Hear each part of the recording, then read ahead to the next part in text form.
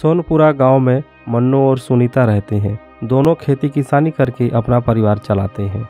मन्नू और सुनीता के घर 10 साल बाद जुड़वा बच्चे पैदा हुए, एक लड़का और एक लड़की। लड़का का नाम मनोज और लड़की का नाम सीता। अब दोनों बच्चे बड़े हो जाते हैं।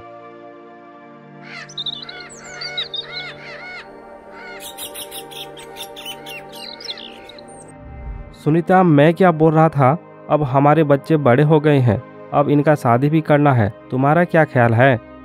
हर माँ बाप का यही सपना होता है। मेरी भी यह तमन्ना है, मैं भी राजी हूँ। बेटी सीता, यहाँ आओ तो जरा।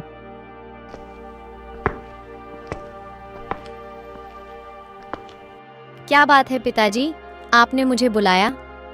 हाँ बेटी, तुम मनुष्य से बड़े हो। हम तुम्हारे लिए योग्य वर ढूंढकर तुम्हारी शादी करना चाहते हैं। ठीक है पिताजी, मैं तैयार हूँ, लेकिन याद रखिए, वर जैसा भी हो लेकिन बहादुर जरूर होना चाहिए। सीता की बात मानकर मन्नू योग्य वर की तलाश में घर से बाहर निकल जाता है।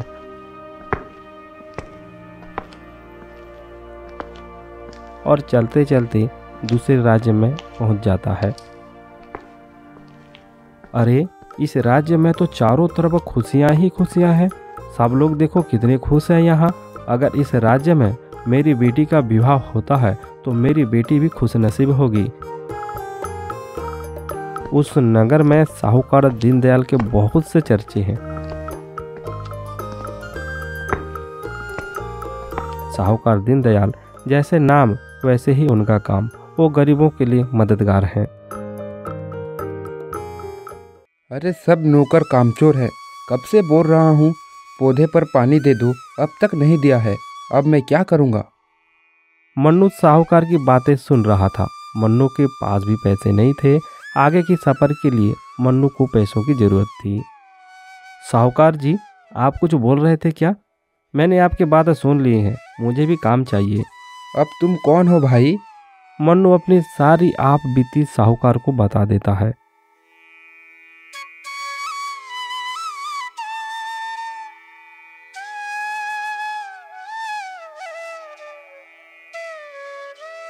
अच्छा मन्नू, तो तुम सोनपुरा गांव के हो और तुम अपनी बेटी के लिए वर की तलाश कर रहे हो।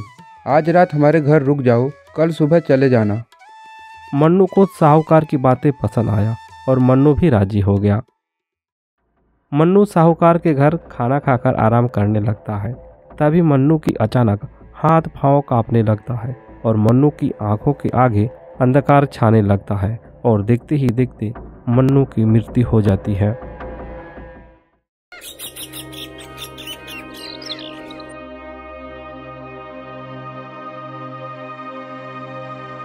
हे भगवान, ये क्या हो गया? मन्नू तो मर गया। अब मैं क्या करूँगा? उसके घर वालों को कैसे जवाब दूंगा? काफ़ी देर सोचने के बाद साहूकार ने फैसला किया कि मन्नू के घर वालों को सूचना भिजवाया जाए। सूचना पाकर सुनीता और मनोज और सीता साहूकार के घर पहुंच जाते हैं। हे भगवान, तूने यह क्या कर दिया? तूने मेरा सुहाग ही उजाड़ दिया। अब मैं क्या करूं? कहाँ जाऊं? सुनीता अपने पति की मौत के दुख में रोता रहा।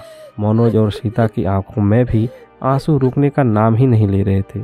सब मन्नू से लिपट कर रोने लगे। बहन जी, ये सब अचानक ही हो गया। हमें मन्नू को यहाँ ठहरने के लिए कहा था। हम बस मन्नू की मदद कर रहे थे। आप झूठ बोल रहे हैं। आप लोगों ने ही मेरे पति के साथ कुछ गलत किया होगा। अब मैं राजा के पास जाऊंगी। ऐसा मत कहिए बहन जी, मैं कराऊंगा आपकी बेटी की शादी। मुझ पर भरोसा कीजिए। साहूकार ने सुनीता को जैसे तैसे मनाया। मन्नू के अंतिम संस्कार का और सीता की शादी का जिम्मा भी साहूकार ने उठाया। और अगले दिन साहूकार ने पूरे नगर में सूचना जारी कर दिया कि विवाह के लिए योग्य वर की आवश्यकता है, जो बहादुर हो, साहसी हो और गुणवान तेजस्वी हो।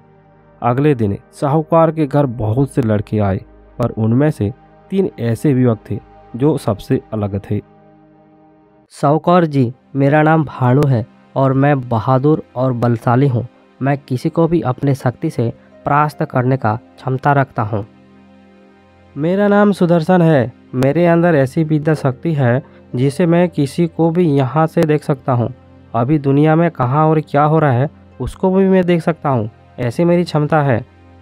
मेरा नाम सूर्या है। मेरे पास ऐसी विद्या की शक्ति है कि मैं पल भर में एक जगह से दूसरी जगह जा सकता हूँ और मैं किसी को भी अपने साथ ले जा सकता हूँ। आप सबकी खासियत मुझे बहुत पसंद आया। परिवार के अन्य लोगों से चर्चा करके कल सुबह हम निर्णय लेंगे कि आप तीनों में से सीता के लिए कौन सा योग्य वर होगा। इसीलिए आप तीनों हमारे घर विश्राम कीजिए, कल सुबह फैसला होगा। साहूकार की बातें सुनकर सुदर्शन, सूर्या और भानु तीनों ने एक रात रुकने का फैसला किया। तभी वहाँ एक और घटना घट जाता है। जब सब लोग सोए हुए थे तभी एक जिन आकर सीता को उठाकर ले जाता है। जब सुबह हुआ और लोगों को इस बात का पता चला तो गांव में हलचल मच गया। हे भगवान, ये क्या हो रहा मेरे साथ? पहले मेरे पति की मृत्यु हो गई और आज मेरे बेटी को किसी राक्षस ने उठा लिया। जाओ, मेरी बेटी को कोई बचाओ। आप लोगों को इसके लिए चिंता करने की आवश्यकता नहीं है। मेरे पास दूरदृष्टि की विद्या है। मैं पता लगा सकता हूँ कि इस वक्त सीता कहाँ है। और मैं आप लोगों को पल भर में सीता के पास ले जा सकता हूँ। और मेरे पास ऐसी ताकत है कि मैं अपनी बहादुरी से उस जिन के साथ मुकाबला कर सकता हूँ। इस तरह सुदर्शन, सूर्या और भानु की विद्या आज काम आ गया। सुदर्शन ने अपनी विद्या शक्तियों से सीता का पता लगाया और सूर्या की विद्या से पल भर में सीता तक पहुंचने में कामयाब हुई और भानु की बहादुरी और ताकत से जिन से लड़ाई करके सीता को बचाया गया। इस तरह सीता को वापस गांव ले आते हैं। ये सब देख गांव वाले चकित हो जाते हैं और तीनों को भगवान का रूप मानने लगते हैं। आप तीनों का बहुत बहुत शुक्रिया। आपने सीता के साथ साथ हम सभी गांव वालों को भी जिन से बचाया है। पर एक सवाल अब भी मेरे मन में है, इन तीनों में से सीता का वर कौन होगा? साहूकार के साथ गांव वाले भी सीता का विवाह 3 महापुरुषों में से किसी एक के साथ होगा इसका फैसला नहीं कर पा रहे थे। तभी सब लोगों ने राजा के पास जाने का फैसला किया। राजा के पास आकर दीनदयाल सारी आप बीती राजा को बता देता है। अच्छा, तो ये बात है। तो आप इस बात को लेकर परेशान हो रहे हैं कि सीता का विवाह किसके साथ होगा? मंत्री सुबोध, इसमें आपका क्या विचार है? देखिए महाराज, इन तीनों युवकों ने इस राज्य के गांव वालों के लिए बहुत मदद की है। इन तीनों के अंदर अपार शक्ति है। सुदर्शन की शक्ति से पता चला कि सीता इस वक्त कहाँ है। सूर्या की शक्ति से सीता के पास पल भर में पहुंच गए और भानु की शक्ति और उसके बहादुरी से जिन से सीता को छुड़वाने में कामयाब रहे। इस तरफ भानु का बड़ा योगदान होता है क्योंकि भानु ने अपनी जान की बाजी लगाकर उस नरभक्षी जिन से सीता की जान बचाई है। इसलिए सीता का विवाह भानु के साथ ही होना चाहिए। वाह मंत्री सुबोध, आपकी बातों से मैं सहमत हूँ। आप क्या कहते हैं साहूकार दीनदयाल जी? मैं भी मंत्री जी की बातों पर सहमत हूँ। जो इंसान किसी के लिए अपना जान दांव पर लगाया हो, उससे बेहतर कोई हो ही नहीं सकता। राजा की बात गांव वालों ने भी मान ली। सुनीता ने भी राजा की बात मानकर सीता का विवाह भानु के साथ कर दिया। वहीं सूर्या और सुदर्शन को पूरे गांव वाले ने सम्मान के साथ विदा किया। इस तरह भानु और सीता का जिंदगी आगे बढ़ने लगा और गांव के लोग खुशी खुशी रहने लगे। सुनीता भी मनोज के लिए शादी कर वह भी अपने जीवन में सब परिवार खुशी खुशी अपना जीवन जीने लगी।